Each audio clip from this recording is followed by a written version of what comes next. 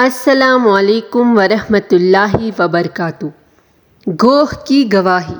حضرت عمر فاروق فرماتے ہیں کہ ایک مرتبہ ہم حضور نبی کریم صلی اللہ علیہ وآلہ وسلم کی خدمت میں حاضر تھے۔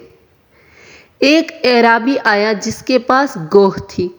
وہ کہنے لگا، مجھے لات و عزا کی قسم، اے محمد صلی اللہ علیہ وآلہ وسلم، میں تجھ پر ہرگز ایمان نہیں لاؤں گا جب تک یہ گوہ تمہاری صداقت کی گواہی نہ دے۔ حضور صلی اللہ علیہ وآلہ وسلم نے فرمایا، اچھا سنو۔ پھر حضور صلی اللہ علیہ وآلہ وسلم نے گوہ سے مخاطب ہو کر فرمایا، اے گوہ بول۔ گوہ سنتے ہی عربی زبان میں بول اٹھی، لبیک یا رسول العالمین۔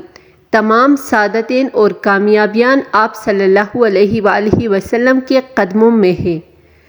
حضور صلی اللہ علیہ وآلہ وسلم نے گوہ سے پوچھا، تم کس کی عبادت کرتی ہو؟ گوہ نے فوراً جواب دیا، اس کی عبادت کرتی ہوں جس کا عرش آسمان میں ہے، اور زمین میں جس کی حکومت ہے، اور سمندر میں جس کا راستہ ہے، اور جنت میں جس کی رحمت ہے، اور دوزخ میں جس کا عذاب ہے۔ حضور صلی اللہ علیہ وآلہ وسلم نے فرمایا، میں کون ہوں؟ وہ بولی، آپ رب العالمین کے رسول ہیں اور خاتم النبیین ہیں۔ جس نے آپ کو پہچان لیا وہ نجات پا گیا، اور جس نے آپ کو نہ مانا وہ دونوں جہانوں میں نقصان پا گیا۔ اس اعرابی نے جب گوہ کی گواہی سنی تو وہ فوراً نبی کریم صلی اللہ علیہ وآلہ وسلم پر ایمان لے آیا۔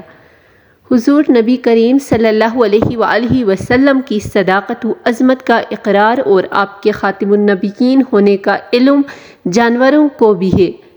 پھر وہ شخص حضور صلی اللہ علیہ وآلہ وسلم کی عظمت اور ختم نبوت میں شک کرے، اس سے بڑھ کر بد نصیب کون ہوگا؟